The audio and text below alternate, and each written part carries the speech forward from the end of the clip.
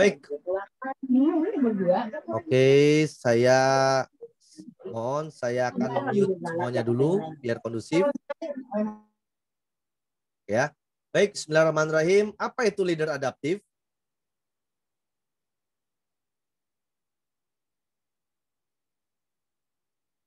Ya, perhatikan teman-teman semua.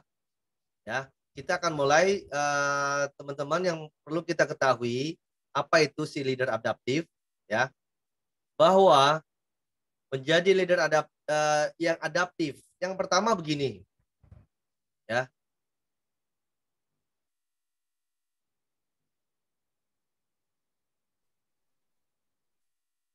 Yang pertama, leader yang adaptif itu adalah mampu dan cerdas menyesuaikan diri dengan keadaan.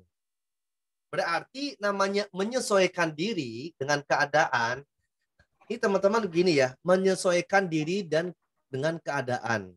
Banyak orang yang mampu tapi tidak cerdas menyesuaikannya. Contohnya begini teman-teman, apa sih menyesuaikan diri? Menyesuaikan diri adalah, ini kembalinya adalah kepada diri kita. Menyesuaikan, jangan kita bawa emosi ya dalam menghadapi sikap-sikap yang kita tahu. Ya, jangan kita bawa emosi itu. Kenapa? Kalau kita bawanya emosi, yang ada kita tidak menyesuaikan diri. Berarti apa? Kita low respon, nggak fast respon. Seharusnya begini, sudah tahu kondisi kita ini, ya kan, sudah belum mampu, maksudnya masih harus banyak belajar. Tapi kok kita nggak mau belajar untuk bisa memahaminya? Sudah tahu produk SR12 itu banyak produknya. Kok kenapa yang itu aja yang kita ajari? Ya. Nah, keadaan di sini adalah keadaan baik diri, lingkungan maupun juga tim-tim yang lainnya. Nah, ini kita harus pahami. Ya. Dan kita harus pahami. Itu yang pertama. Jadi apa? Menyesuaikan diri dengan keadaan. Berarti apa? Cepat tanggap. Ya. Cepat peduli, peka, dan dia kode. Jadi kita dengan bahasa-bahasa kode ini maksudnya, oh iya nih, ketika saya punya masalah begini, maka saya harus cepat menyelesaikannya. Jangan ada pembiaran-pembiaran. Itu yang pertama. Yang kedua, yaitu mampu mengendalikan diri, tegas, dan berpengaruh. Ya, mampu mengendalikan diri, tegas, dan berpengaruh. Maksudnya bagaimana? Kalau orang yang sudah mampu, ya, kalau orang ini sudah mampu mengendalikan dirinya, ya, ketika orang sudah mampu mengendalikan dirinya, maka biasanya dia akan mampu untuk mempengaruhi orang lain. Nah, posisinya begini, ya kalau kita belum bisa mengendalikan diri kita, bagaimana kita bisa berpengaruh atau mempengaruhi orang lain? Yang ada ketika ada orang yang punya masalah, ya kan, terus curhat ke leadernya, Mbak, ya kan, Mbak leader, Bu leader, ini gimana ya? Kok kayaknya jualan saya begini-begini aja nih. Solusinya bagaimana? Ya, gimana lagi, Mbak? Ya, emang keadaannya sekarang lagi begini ya, sabar aja. Sabar aja, Mbak. Ya sudah, sabar aja, Mbak. Nah, ketika kita hanya cuma sabar aja, sabar aja. Apa sabar yang kayak gimana? Ya sudah lah, Mbak, kita nikmati proses saja. Saya juga sama-sama susah kok, ya kan? Jangan begitu. Seharusnya apa? Kita kendalikan diri kita. Kita harus bisa mampu mengatasi dari solusi masalah-masalah orang lain. Ya, ini yang perlu kita ketahui. Jadi mampu kesalahan-kesalahan orang lain. Ya, yang berikutnya yaitu apa dijelaskan di sini. Setelah kita mampu mengendalikan diri kita, tegas dan berpengaruh, apalagi? Nah, menciptakan kapasitas kepemimpinan untuk orang lain. Berarti apa? Kita memberikan kursi, kita memberikan peluang, kita memberikan kesempatan orang lain untuk bisa seperti kita. Jadi apa? Menciptakan, meng-create orang-orang leader-leader baru. Kalau kita sebagai distributor atau agen atau subagen atau apapun, bagaimana kita bisa meng-create, minimal kita meng-create-nya, menciptakan itu yang sama. Itu minimal. Ya. Kalau misalnya subagen mencetak reseller itu sudah biasa. Kalau misalnya agen mencetak subagen itu sudah biasa. Tapi kalau misalnya kita agen mencetak agen itu keren. Ya, Berarti apa? Menciptakan kapasitas. Kapasitas ini apa? Bukan hanya sekedar ilmu bisnis, bukan hanya dia ikut join bisnis, tapi juga ilmu pengetahuan kita share. Makanya saya pernah sampaikan begini, ya kan? Ada bahasa yang kemarin kan ngopinya kurang kental, mainnya kurang jauh. Maksudnya begini ya, ngopinya kurang kental, mainnya kurang jauh apa? Cuma copy paste posting. Copy paste posting. Copy paste posting. Yang di copy, yang di paste nggak tahu. Yang penting langsung. Baru 1 menit di share, baru berapa detik langsung di postingnya dia ada. Saya bilang dibaca dulu, dipahami dulu. Oh iya maksudnya ini. Baru diposting. Setelah diposting baru kita tambahin doing. Apa doing? Ya kita action. Ini enggak copy paste doing. Izin share ya coach. Yes, so silakan share. Tanpa izin juga tetap boleh saja. Tapi kalau bisa harus ada doingnya. Apa doingnya? Kita doing sama diri sendiri. Ini enggak copy paste, share. Copy paste, share. Coach, pokoknya ilmu yang dari coach, dari saya pun sudah saya share ke semua. Pertanyaannya begini, bukan ke share. Gimana tahu? Karena orang itu berbeda-beda. Ya kan? Ini lagi kita nge-share tentang tentang apa? Tentang bahagia, ya, tentang share bahagia. Loh, tim-timnya lagi pada sedih, nge-share kebahagiaan. Makanya kita harus juga pahami dulu. Copy, paste, posting, baru doing. Ya, copy, paste, posting, plus doing. Nah, baru ya. Ini penting banget. Ini mana menciptakan kapasitas kepemimpinan untuk orang lain. Ya, terus apalagi bahwa pentingnya dalam kita menjadi leader yang adaptif, leader yang fast respon, leader yang mampu mengendalikan dirinya. Apa yang berikutnya? Tidak ada celah untuk menyerah. Apa maksudnya? Jadi tidak ada kata alasan lagi. Orangnya adalah tahan banting, ya, ya, tahan banting seperti baja. Dia bisa punya banyak kesempatan. Dia bisa mengambil kesempatan dalam kesempitan. Dia bisa menciptakan kesempatan itu dalam kesulitan. Nah, ini itu yang orang-orang yang optimis. Dia bisa menciptakan kesempatan walau dalam keadaan kita tuh sulit. Berarti apa? Dia orangnya atau apa? Itu punya potensi. Punya banyak kesempatan. Jadi punya banyak celah. Kalau misalnya, ya coach, gimana lagi coach? Ini kondisinya ini corona, ini COVID, tambah lagi ada virus-virus lain. Apalagi coach, saya mah cuma tinggal pasrah saja. Ya, kayaknya betul, saya mah pasrah aja. Perhatikan, ya, malas sama pasrah itu beda tipis. Ya, nanti di share ke teman-temannya. Malas sama pasrah itu beda tipis. Contohnya begini. Loh, kok kamu kenapa nggak posting-posting lagi? Kok kamu kenapa nggak pernah update lagi statusnya untuk penjualannya? Saya mah pasrah aja lah. Kayaknya nggak mungkin saya bisa kayak yang lain lah. Saya tinggal nunggu aja lah. Kalau emang rezeki emang dari Allah. Kalau emang rezeki saya, ya kalau emang ada yang beli ya saya terima. Kalau nggak ada juga nggak apa-apa. Itu namanya pasrah. Nah kalau malas kayak apa contohnya? Contoh kalau malas. Kenapa sih kok kamu nggak posting lagi? Kamu nggak pernah bikin konten-konten lagi? Kamu nggak menyapa tim lagi? Kamu menyapa ini? Ya gimana? Males saya. Sudah saya kasih, sudah kayak gini. Posting saya, itu kalau di WA story, itu udah kayak semut titiknya tuh. Titiknya. Jarum aja itu lewat, itu batasnya. Oh, semuanya diposting semua. Tapi apa? Nggak pernah dipahami. Capek saya. Masya Allah. Ini masih ada yang di depan ini. Ya, ya ampun. Ini saya coba spotlight ini ya. Ini video nih.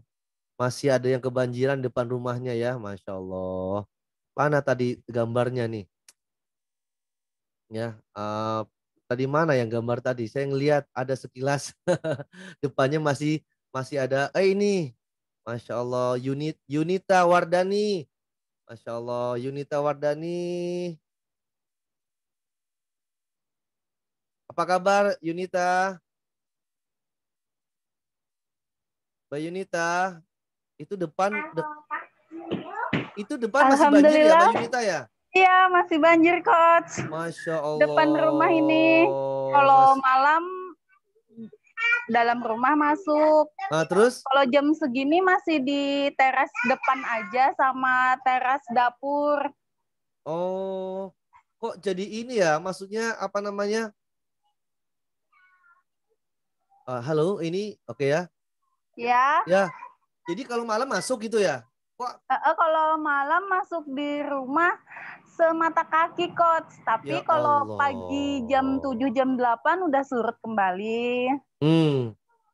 Kok kayak sudah punya jadwal airnya ya? Ya Allah. Tahun ini lebih lama dikasih rezeki airnya, nah. Masya Allah. Ya, ini buat pelajaran buat teman-teman yang lainnya ya.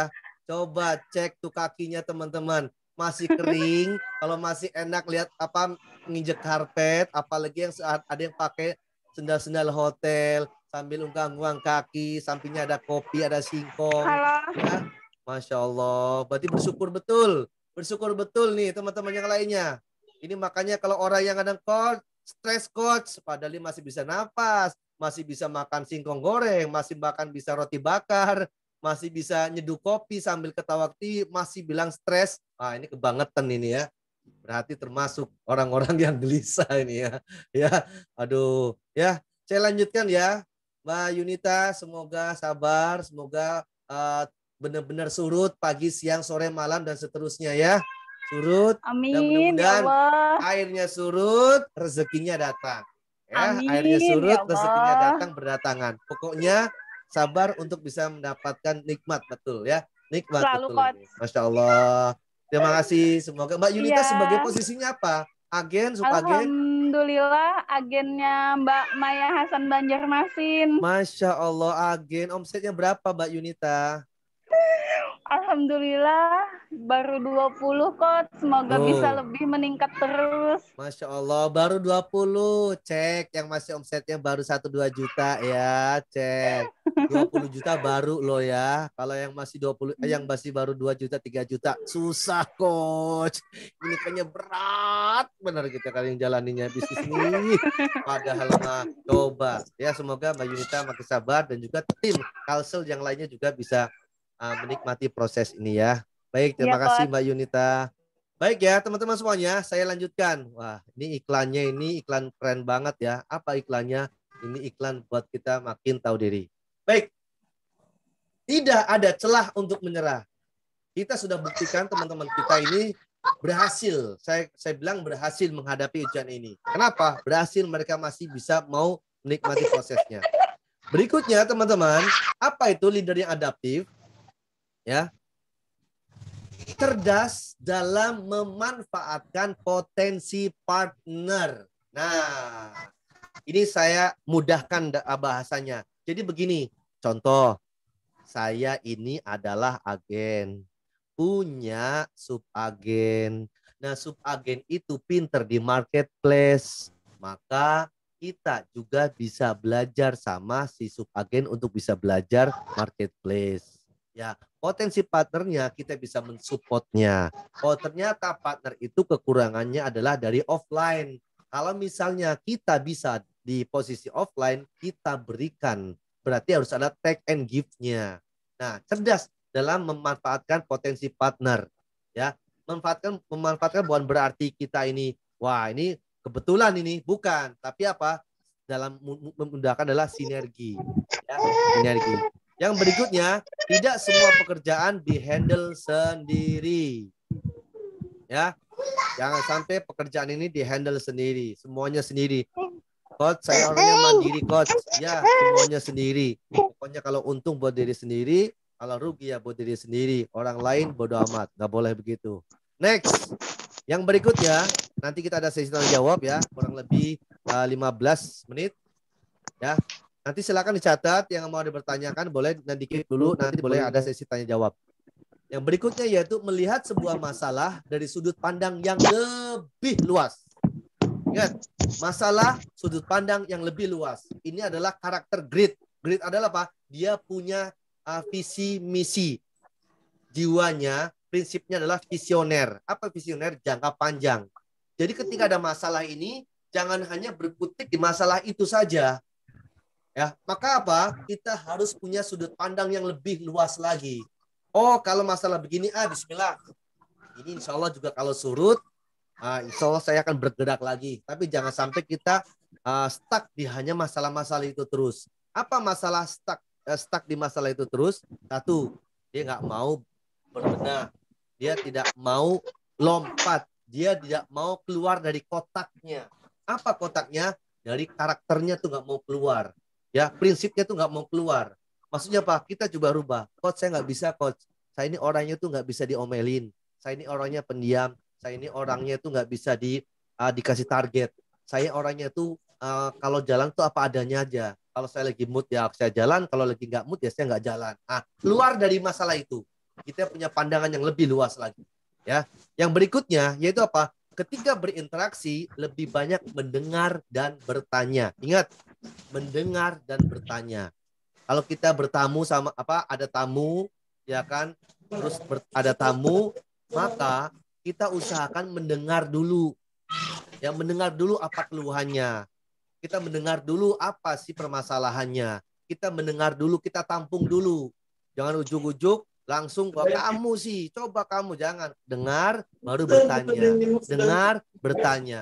Dengar, bertanya. Itu yang paling penting. Ya. Baik teman-teman semuanya, itu saya kasih kesimpulan bahwa menjadi leader yang adaptif adalah leader yang mampu mengendalikan dirinya, leader yang mampu bisa memberikan peluang dan bisa menciptakan kepemimpinan, dan leader yang cepat tanggap dengan segala situasi apapun. Ya, silakan teman-teman yang mau bertanya, silakan up your hand dan bisa nyalakan videonya.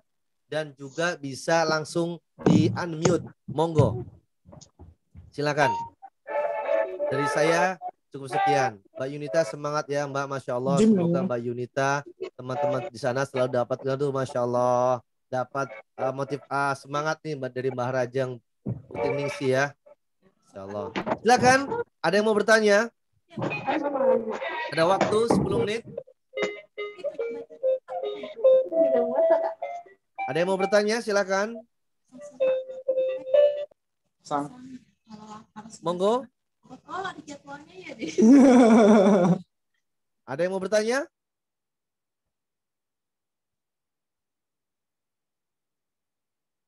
Monggo, ada yang mau bertanya? Silakan. Boleh via chat, boleh, nggak apa-apa.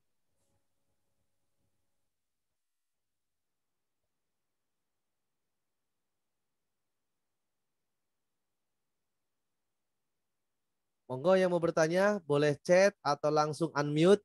Monggo.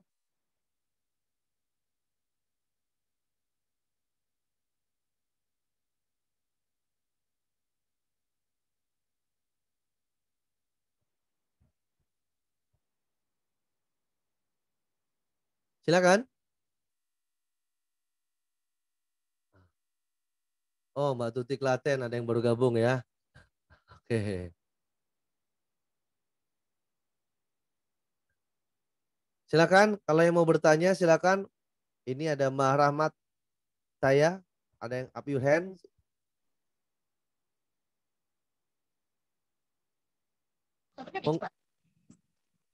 Monggo, ada yang mau bertanya? Silakan.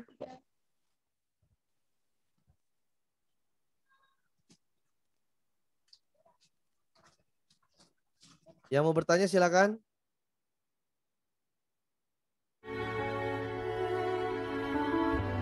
Monggo.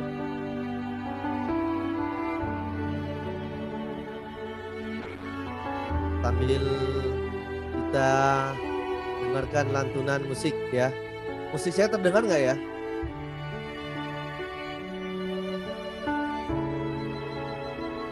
Terdengar ya?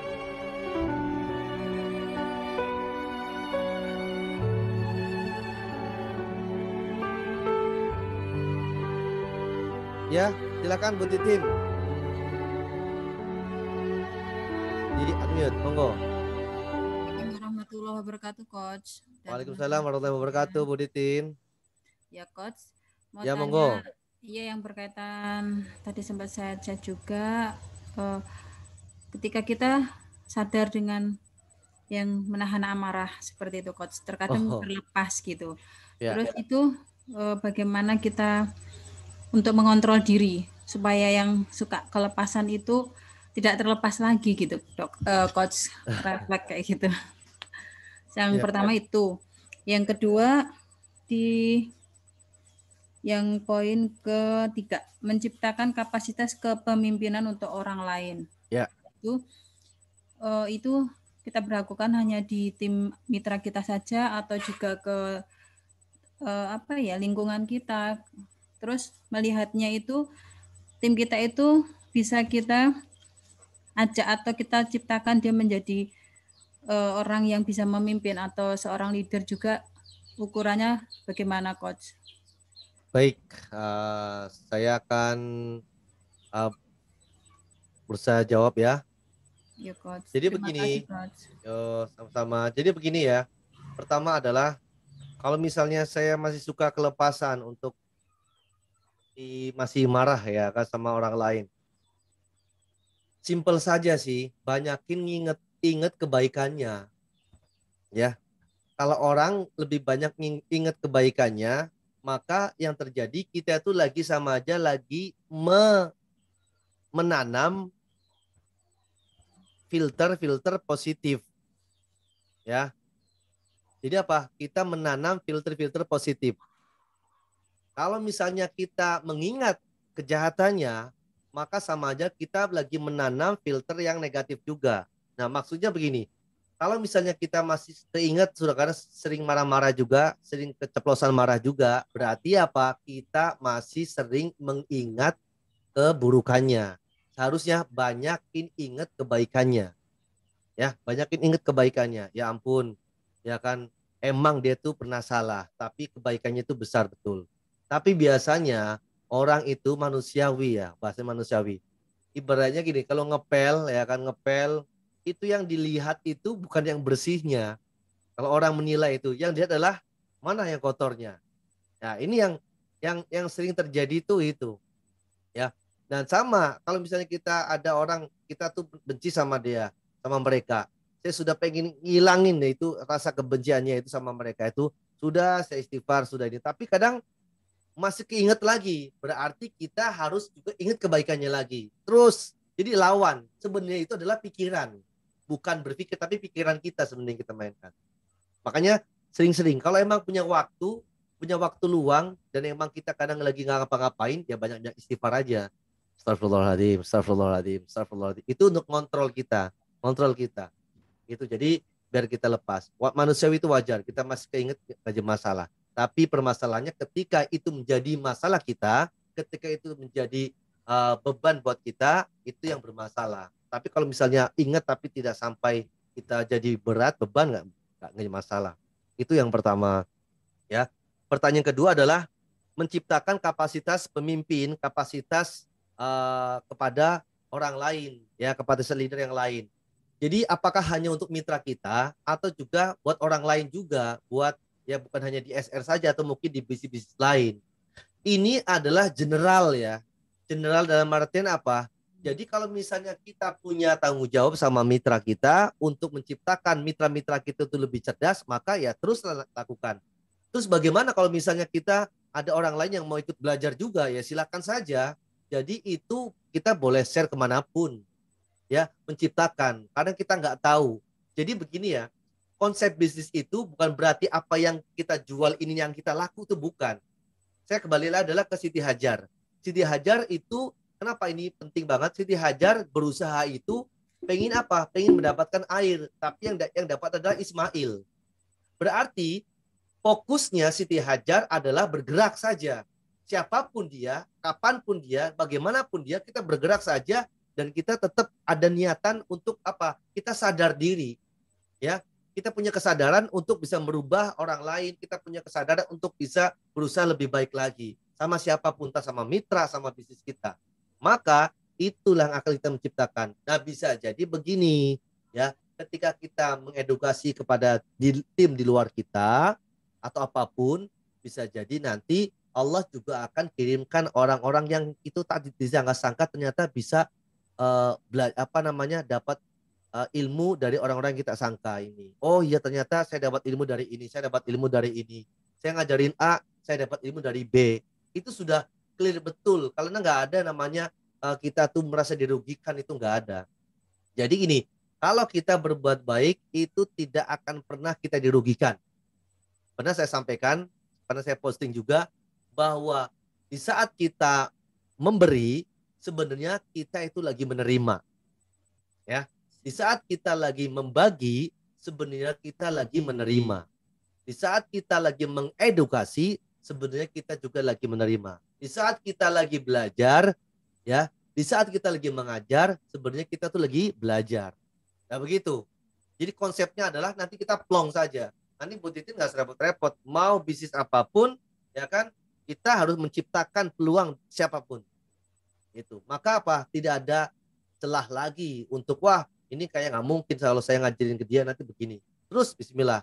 Kalau emang itu diperlukan. Berarti apa?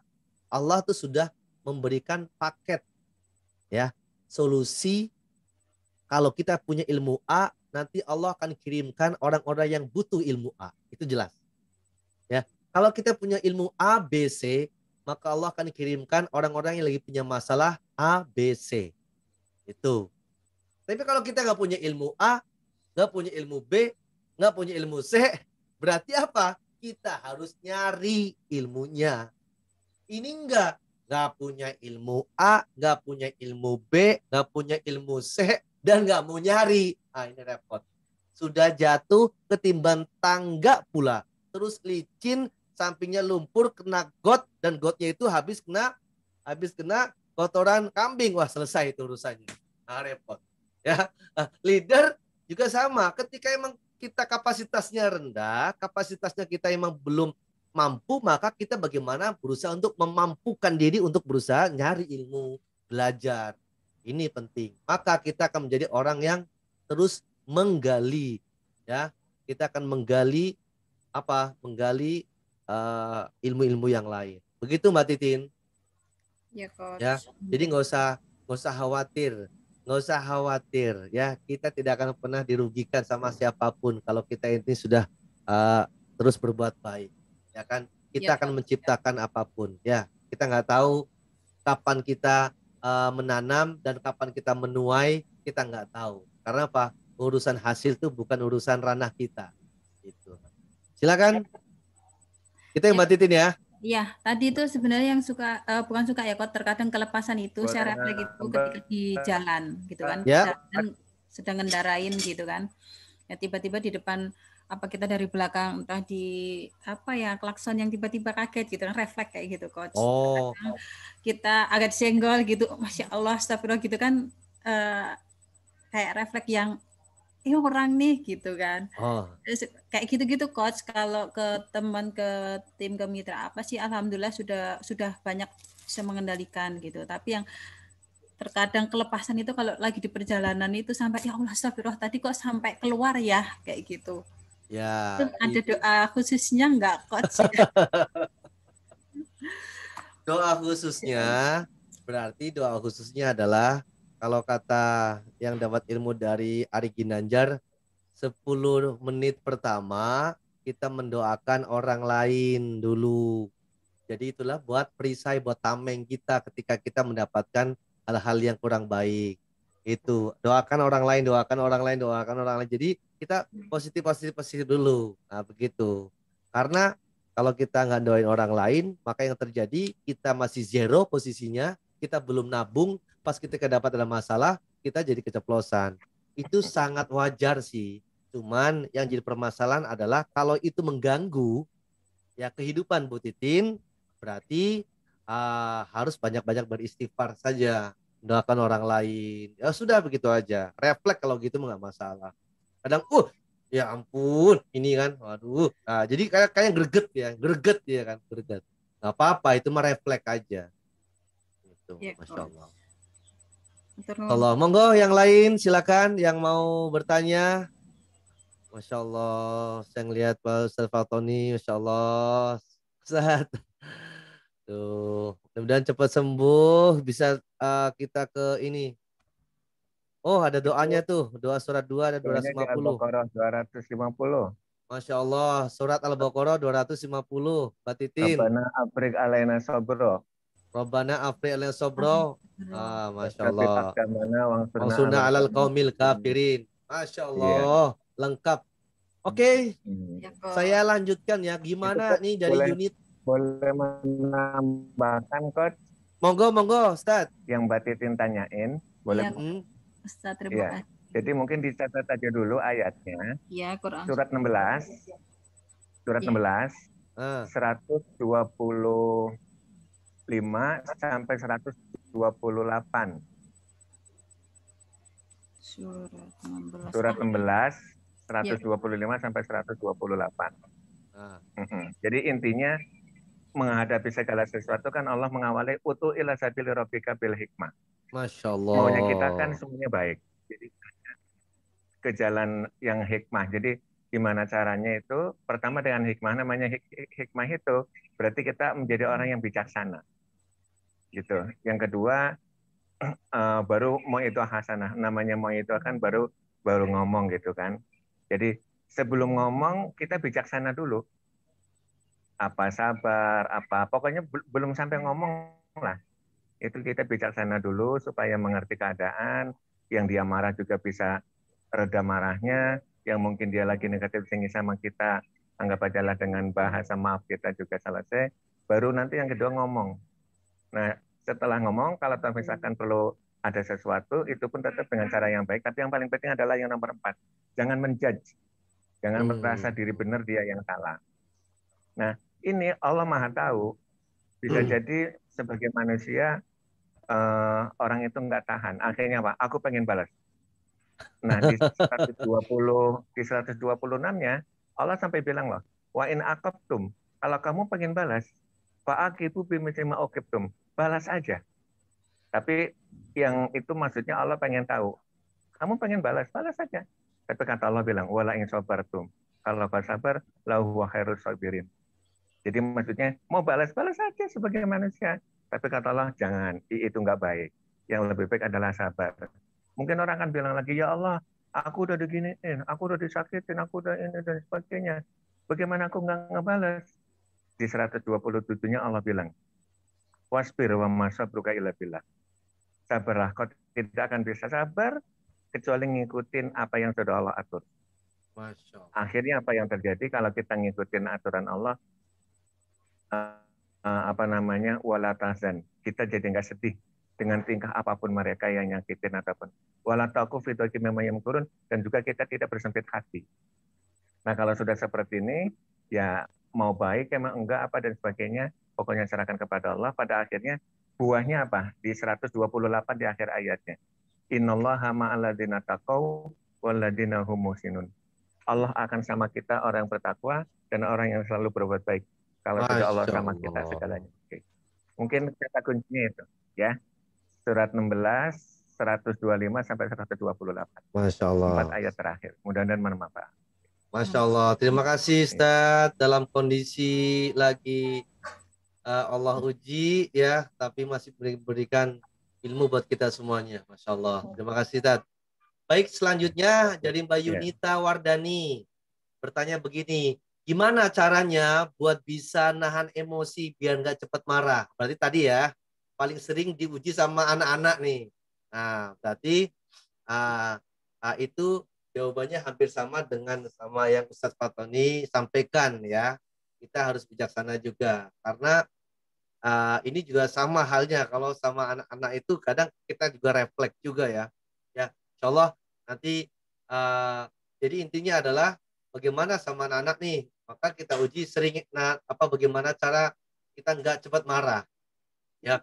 Jadi kita dengan kata-kata aja, misalnya ya Allah ini anak pinter banget sih, wah, pinter banget sih, kamu ini hafiz Quran ya, begitu ya, bilang hei anak pinter gitu, itu jangan keluar. Jadi emosi kita emosi positif gitu. Ya aduh anak pinter, tapi kadang gregetan juga. Tapi nggak apa-apa. Ya, lama-lama ya udah jadi ucapan. Jangan sampai kita keluar kata-kata itu. Ya, itu wajar saja ya. Yang kedua dari Mbak Ike, gimana caranya maafkan sudah memaafkan tapi orangnya selalu cari masalah aja. Coach mengatasi gimana? Keren dong kalau sudah dimaafkan orangnya cari masalah berarti apa? Kita ini disuruh naik derajatnya. Ya, berarti dia lagi disunggul, bahasanya lagi ayo kamu naik, udah naik betul, jangan dilawan.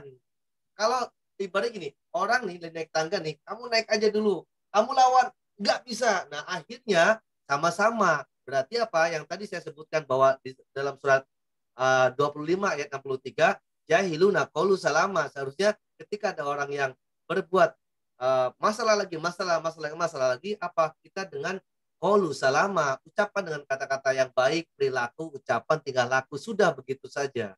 Ya, kalau masih terus ya sudah kita sabar. Ya, sabar lagi. Balik lagi adalah sabar. Berikutnya lagi, Assalamualaikum Coach, dari Mbak Eka. Nanti Ustaz bisa menambahkan ya Ustaz ya. Mau tanya bagaimana cara supaya kita sebagai leader yang bisa tegas dalam hal mengarahkan tim supaya tidak turun prestasinya. Supaya omsetnya tidak sampai turun. Gimana Coach? Tapi caranya menyampaikan supaya tidak menyinggung tim bagaimana Coach? Terus lagi, maaf Coach, jangan sebut nama saya Coach. Tommy ikut mendengar. Cara belajar untuk bisa melihat sudut pandang lebih luas dan lebih dari rasa pasrah. Baik ya, kita ini. Yang pertama adalah tadi dari Mbak Eka Nurmalasari, ada yang pertanyaan yang kurang tepat juga dari bahasanya. Ada begini, pengen mengarahkan tim supaya tidak turun prestasinya, supaya omsetnya tidak turun juga. Gimana Coach? Jadi tujuan kita dalam mengarahkan itu nggak ada tanpa ada paksaan apapun. Mitra berbisnis atau bermitra itu mereka punya kewenangan masing-masing. Jadi nggak bisa memaksakan orang itu gimana. Coba lurusin dulu niatnya. Kita membimbing tim itu niatnya itu apa? Kalau niatnya biar omsetnya tidak turun, biar terus niatnya biar apa prestasinya nggak turun juga, itu kurang tepat. Ingat, ada namanya rezeki interaksi.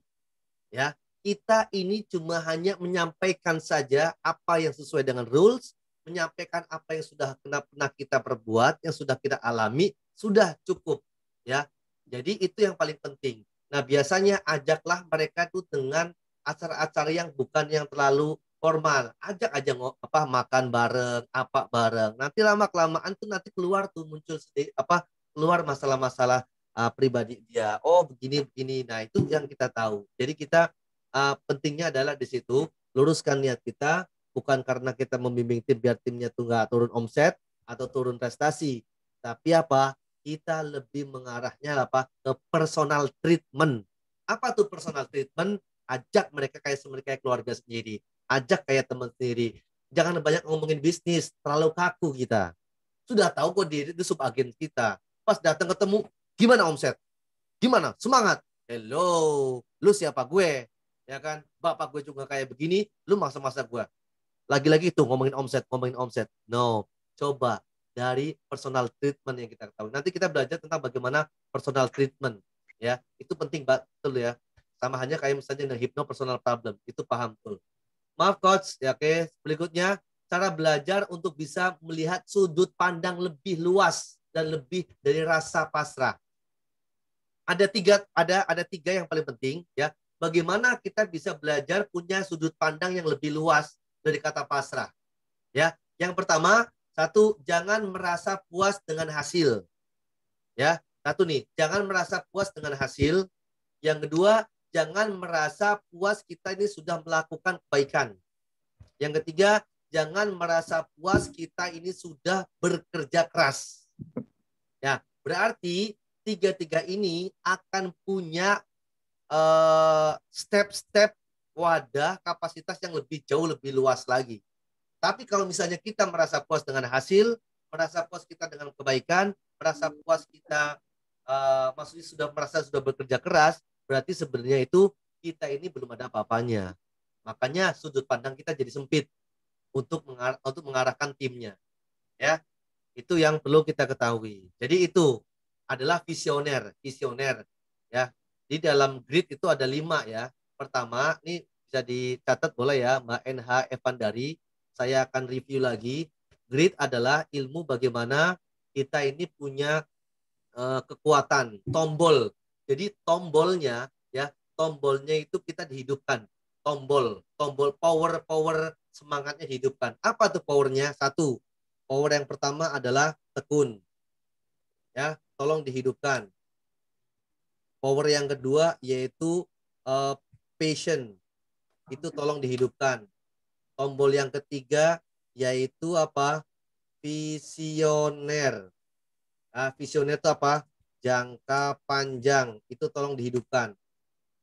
Tombol yang keempat yaitu apa? Kerja keras. Tolong tuh hidupkan. Yang terakhir adalah fokus. 5 tombol ini ya, tolong dihidupkan. Maka kita akan ada posisi dengan wawasan yang lebih luas. Jadi tidak bilang pasrah, tidak ada kata lagi. Ya.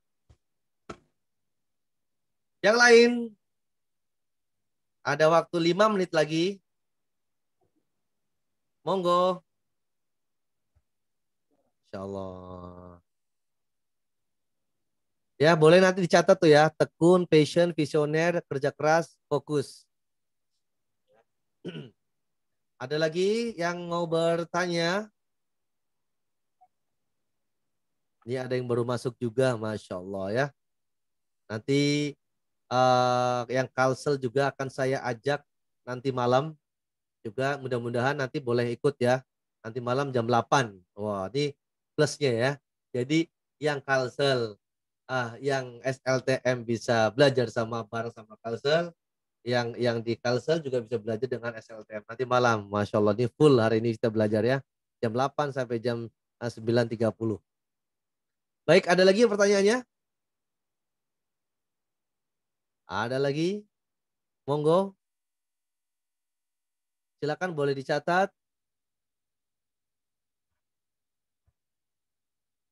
Oke ya, kalau sudah tidak lagi karena memang waktunya sudah jam 17.31. Alhamdulillah ini saya record juga. Nanti akan saya masukkan ke YouTube ya, untuk bisa teman-teman bisa bagikan kepada tim yang lain. Mudah-mudahan ini bisa bermanfaat buat kita semuanya dan mudah-mudahan bisa menjadi nilai keberkahan buat diri, buat keluarga, buat orang lain agar menjadi agar terus bermanfaat dan terus bertumbuh dalam bisnisnya. Baik, terima kasih teman-teman semuanya. Sebelum kita tutup,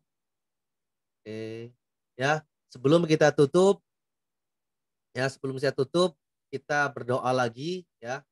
Kita berdoa lagi, kita memohon kepada Allah ya, mudah-mudahan Allah Subhanahu wa taala kita pada keberkahan dan juga memberikan keridhaan buat kita semuanya. A'udzubillahi minasyaitonir rajim. Bismillahirrahmanirrahim.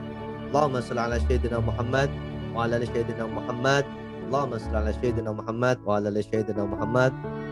Rabbi anzi'ni an ashkura ni'mataka allati an'amta ala walidayya wa na'amana shalihan tardahu wa aslih li dzurriyyati innaka wa inni minal muslimin. Ya Allah ya Tuhan kami, mudah-mudahan pertemuan ini Kau berikan keberkahan. Alhamdulillah kami telah belajar, alhamdulillah kami telah memahami. Mudah-mudahan saya bisa mengaplikasikan dalam kehidupan sehari-hari. Mudah-mudahan hidup kami tambah tenang dan mudah-mudahan kami terus bisa menjalankannya agar kami tidak meninggalkan sholat, agar kami bisa menahan amarahnya, agar kami berusaha memaafkan kesalahan orang lain, agar kami juga terus mendoakan kebaikan orang lain. Mudah-mudahan kami terhindar dari condongnya hati kami untuk cinta dunia berlebihan. Kami terhindar dari condongnya hati kami untuk buruk sangka kepada orang lain. Mudah-mudahan kami semuanya pasrah dan apa yang kami kerjakan ini mudah-mudahan mendapatkan ridho-Mu dan juga ridho orang tua kita. Kami masih punya banyak cita-cita besar. Kami punya impian besar. untuk bagaimana membuat orang tua kita bisa tersenyum, bagaimana orang tua kita bisa terus mendapatkan meridhoi kita semuanya. Mudah-mudahan Allah Subhanahu wa taala menguatkan lahir batin kita, dan juga wabil khusus untuk teman-teman kita, saudara-saudara kita yang ada di Kalimantan Selatan, yang juga di Banjarmasin, dan juga di tempat-tempat lain semuanya. Mudah-mudahan diberikan kekuatan lahir batin dunia akhirat, agar selalu tabah, agar selalu sabar dan terus bersyukuri sampai saat ini. Rabbana atina fid dunya hasanah wa fil akhirati hasanah wa qina adzabannar. Da'wahum fiha subhanakallahumma wa tahiyyatuhum fiha salam wa akhiru da'wahum alhamdulillahirabbil alamin. Terima kasih teman-teman semuanya. Alhamdulillah